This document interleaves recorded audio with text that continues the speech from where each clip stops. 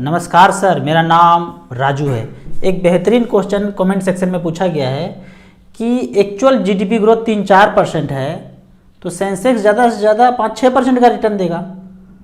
12 से 20% तक कैसे रिटर्न दे सकता है? पहले जब जीडीपी 8-9% हुआ करता था तो 12 से 14% का रिटर्न सेंसेक्स में मिल जाता था, पर इतना ज़्यादा तो हो नहीं सकता है। इसके बारे में देखते हैं कि मार्केट रिटर्न का मतलब क्या होता है। इसमें दो चीज़ जुड़ता है, पहला जीडीपी और दूसरा इन्फ्लेशन। सिर्फ जीडीपी के खेल से मार्केट नहीं चलता है, इन्फ्लेशन भी जुड़ता है। कैसे? मान लेते हैं कि जीडीपी 5% का मतलब क्या है। मान लेते हैं कि किसी कंपनी का पिछले साल बाइक 1 लाख बिका और अगले साल 1,05,000 बाइक बिका, तो 5% का जो ग्रोथ हुआ ना, इसको लगभग ग्रोथ के मामले में रखेंगे। अब वही गाड़ी का इन्फ्लेशन 8% बढ़ गया, मतलब पहले जो बाइक 1 लाख में मिलता था अब वो 8,000 अधिक में मिलता है। जानते ही हैं कार बाइक की इस तरह से 10%, 8%, 7% इस तरह से सालाना उसका रेट बढ़ जाता है, तो 1,08,000 का चीज़ मिलता है। तो इन्वेस्टर के और आम आदमी के जेब से पैसे निकल के गए, कंपनी के पास गए, तो 8,000 यहाँ गया और ज़्यादा बाइक बिका, मतलब 1 लाख के तुलना में 1,05,000 बिका, तो 5% ये हुआ और 8% ये हुआ, तो दोनों मिला के 13% के रेट से सेंसेक्स में ग्रोथ दिखेगा। तो अगर मार्केट में एक्चुअल में रिटर्न अगर लंबे समय में 15-16% का रिटर्न दिख रहा है तो एक्चुअल जीडीपी और इन्फ्लेशन दोनों मिला के ही वो ग्रोथ दिखने में आता है। शॉर्ट टर्म में 1 साल, 2 साल, 3 साल में आपको ऊपर नीचे दिखता होगा, लेकिन लंबे समय में 15 साल, 20 साल, 25 साल में वही रेट होगा जो पूरे कंट्री का जीडीपी होगा और इन्फ्लेशन होगा, दोनों का जोड़ होगा। एक चीज़ यहाँ पे मान लेते हैं कि आप कहीं भी पैसा लगाते हैं, एफडी में, पोस्ट ऑफिस में, इंश्योरेंस में, पीपीएफ में, सेफर, सेफेस्ट, जितना जगह जानते हैं, वहाँ ये सब पैसा मार्केट में ही आना है। और मार्केट में जब आएगा तो मेरा मानना है इन सब से 2 गुना ज़्यादा रिटर्न होगा। चाहे सेंसेक्स का रिटर्न 5% हो, 6% हो, 10% हो, तब उसके तुलना में यहाँ पर जो रिटर्न है आधे से भी कम होगा। तो उस स्थिति में जो भी होगा, मार्केट में जो लंबे समय से रुके हुए हैं, टिके हुए हैं, उनको 2 गुना से ज़्यादा रिटर्न मिलने जा रहा है। अब अगला क्वेश्चन आता है कि हमने म्यूचुअल फंड में नॉमिनी रजिस्टर नहीं किया है और हम अगर चल दें तो क्या होगा। तो इसको जानने के लिए पहले शत्रुघ्न सिन्हा का एक डायलॉग सुनते हैं। कहते हैं, अबे ओ चपड़गंजू, बोलते हैं ना, सबसे पहले ना नॉमिनी जाके रजिस्टर करना है भाई। बाइक अगर 70-80 के स्पीड में भी चलाना पड़े ना इस काम के लिए, तो एक बार चला लीजिए, चला के पहुंच जाइए कार्बी कैंप्स के ऑफिस में, रजिस्टर कर दीजिए। उनका एकदम सुंदर सा फोटो लिख जाइए, पैन कार्ड, आधार कार्ड, और उसके बाद रजिस्टर कर दिए। ऐसे तो कुछ लगता नहीं है, आप नाम लिखेंगे, साइन करेंगे, डेट ऑफ बर्थ लिखेंगे, हो गया नॉमिनी रजिस्टर, बस इतना ही काम है।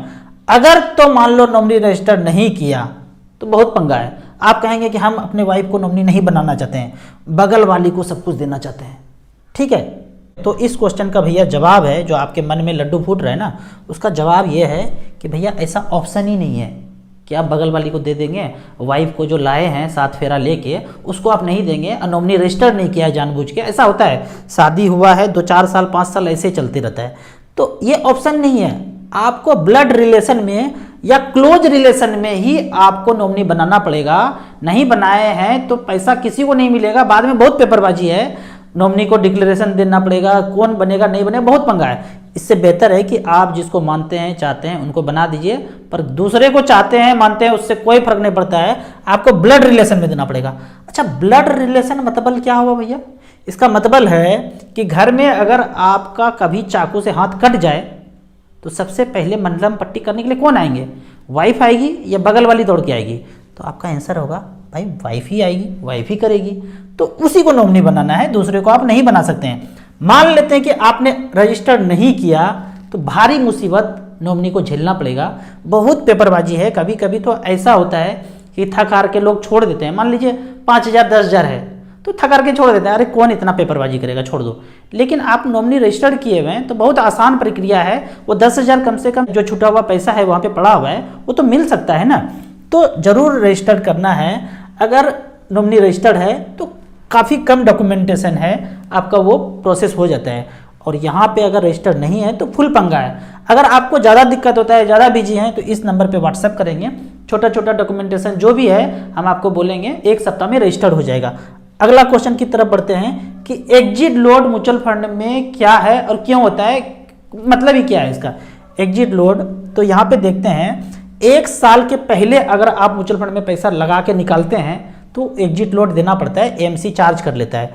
मान लेते हैं कि आपने 1 लाख लगाया और वो 1,15,000 हो गया और अभी आपका 1 साल पूरा नहीं हुआ है, 365 दिन पूरा नहीं हुआ है और आप चाहते हैं कि हम पैसे को निकाल लें, मजे कर लें इसका, तो मजे कर लीजिए, लेकिन 1% का चार्ज 1150 रुपया देना पड़ेगा। आप कहेंगे कि हम नहीं देना चाहते हैं, नहीं देना चाहते हैं तो 366 दिन होने दीजिए। 366 दिन हो गया, अब निकाल लीजिए, ये 1150 रुपया नहीं कटेगा। अलग अलग एएमसी का अलग अलग ड्रामा है। ड्रामा नंबर 1, मोतीलाल ओसवाल जो है बोलते थे कि एग्जिट लोड नहीं था, एकदम बिल्कुल नहीं था, पहले नहीं था, लेकिन अब उन्होंने इंट्रोड्यूस कर दिया है कि 15 दिन के पहले करेंगे भैया जी तो 1% का चार्ज काट लेंगे। 16 दिन हो गया आप निकाल लीजिए, 1 रुपया भी नहीं काटेंगे। एसबीआई के साथ ड्रामा कुछ अलग है।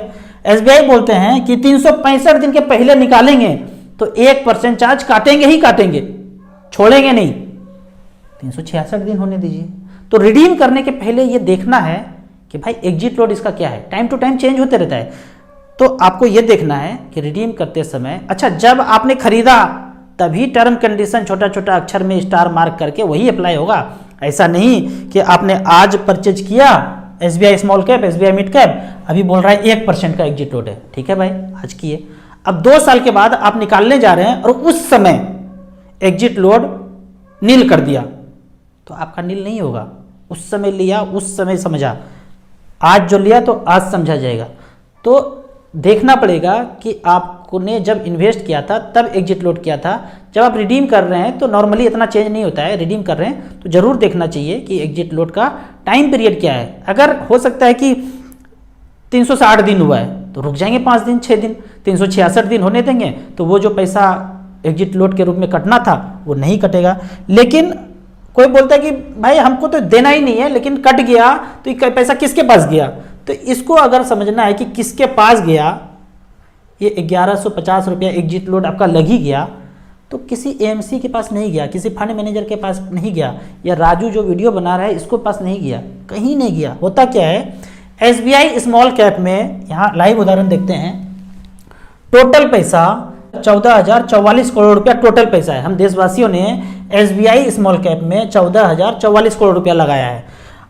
अब आपने पैसा रिडीम किया तो 1150 का जो चार्ज हुआ वो पैसा कहीं नहीं जाएगा, उस पैसे को बटोर करके इसी फंड में झोंक दिया जाएगा। तो 1444 करोड़ प्लस 1150 रुपये इसी में झोंक दिया जाएगा। तो सारे इन्वेस्टर का वो पैसा, एक एक पैसा, 10 पैसा, 5 पैसा, ऐसे सब में बढ़ जाएगा। तो फंड का एनएवी बढ़ जाएगा। मान लेते सब लोग रिडीम कर रहे हैं, 1 साल के पहले कर रहे हैं, करने दो भाई। जो रुका हुआ है, जो पेशेंस से बैठे हुए हैं, उनके पास पैसा वो बटोर के आता जाएगा। तो पैसा लगाए हैं तो लंबे समय के लिए इन्वेस्ट करना है, एग्जिट लोड से जरूर बचना है। कम से कम 1 साल 2 साल 3 साल के बाद पैसा निकालेंगे तो इस तरह का चार्ज नहीं आएगा।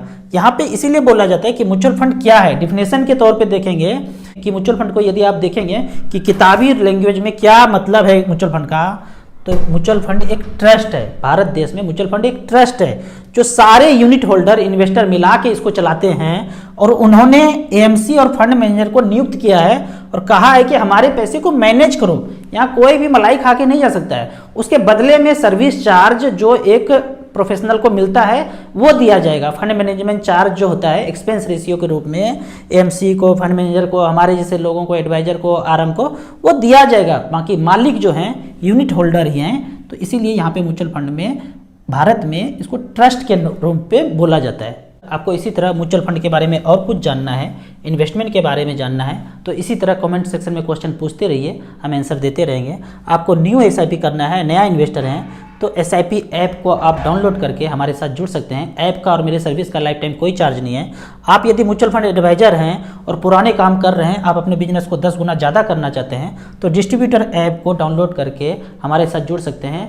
ऐप का लाइफ टाइम कोई चार्ज नहीं है। आपको वीडियो अच्छा लगे तो व्हाट्सएप यूनिवर्सिटी में दोस्तों के बीच इसे जरूर शेयर करें। यूट्यूब पे देख रहे हैं तो लाइक एंड शेयर जरूर करें। Thank you so much.